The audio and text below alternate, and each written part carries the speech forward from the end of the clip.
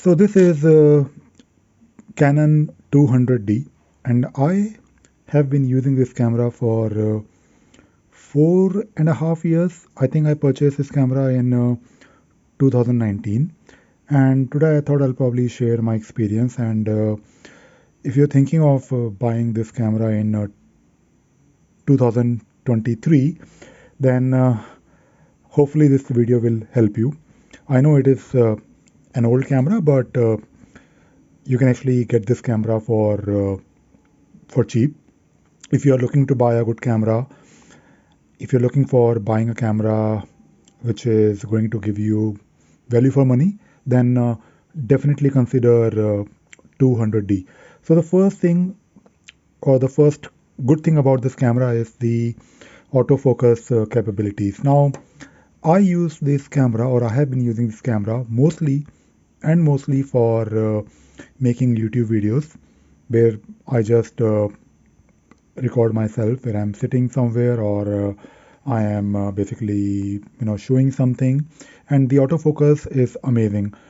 Now right now I'm using this camera with 10 to 18 mm, which is a wide angle lens, and the lens is also of course important. If you're making videos like vlogs, or maybe if you just want to record yourself, I think this is amazing lens. And these two things, like 10 to 18 lens along with 200D, works really well.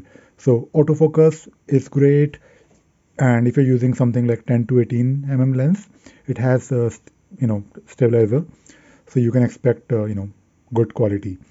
The next thing that I want to talk about is the mic input. Now, of course, if you're making a video for YouTube, then or basically any video, you need good quality audio, and this camera has the capability of taking any 3.5 mic. So basically, you can use a cheap mic like Boya, or any mic, to be honest, and it will give you amazing output. And the good thing is that if you are using this camera, Canon 200D, then you can also change the level of your mic. So basically, if you go to the settings, you can actually change the level of your audio that you're trying to capture. For example, if usually the mics are, not always. If your mic is a cheap mic like Boya, and I have like a couple of cheap mics, I need to change the level here so that I can record, uh, you know, in something like minus 10 dB. So it won't really record the ambient noise. And if I'm making a video outside, I can, just change the level accordingly. For example, right now I can see here that, this level is going up and down. So I can, of course, change the level and make sure the audio quality is up to the mark. And the next thing that I would say, good thing about this camera, is that it is lightweight. Now, if you look at the thickness, of course, it is a DSLR, so it is not really like a mirrorless camera, but it is very lightweight. And to be honest, it is not thick at all. If you have a pancake lens like 24 then you can actually keep it, of course, not in your pocket, but in your bag, and it is not really going to take a lot of space. And because it is a DSLR, you can, of course, have plenty of options when it comes to lenses.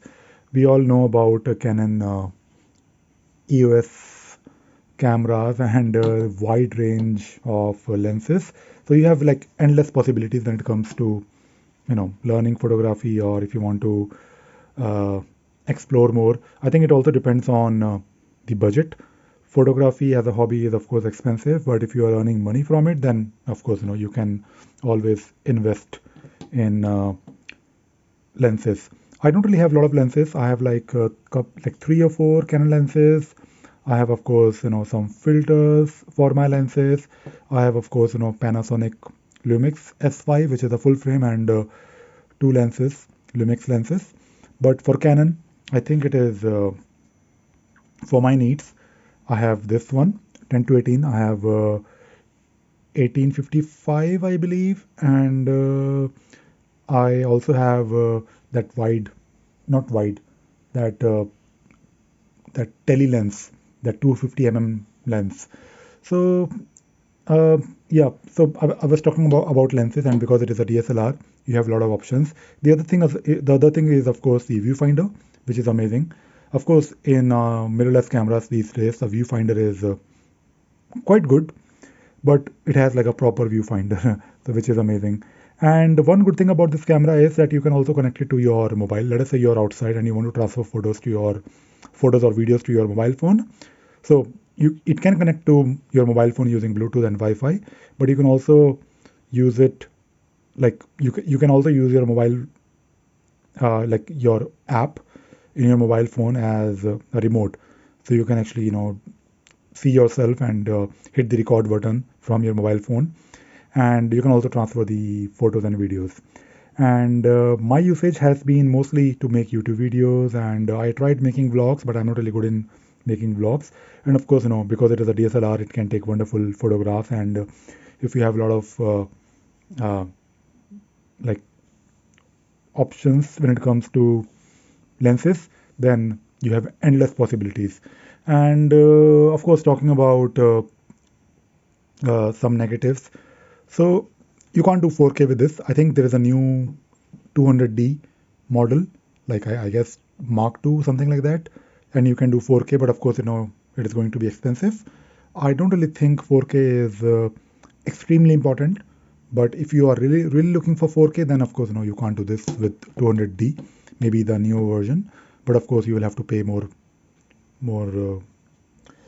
money for that. And also, the last thing that I want to talk about is that the battery. The battery for 200D, if you search online, you can actually find it for cheap. So I recommend just get a couple of extra batteries, keep it in your bag, and you're actually fine for the whole day. And also because I don't really think I mentioned that this screen is something that you can tilt, and you can also rotate, and you can of course use it to make wonderful vlogs. And I think that is of course important.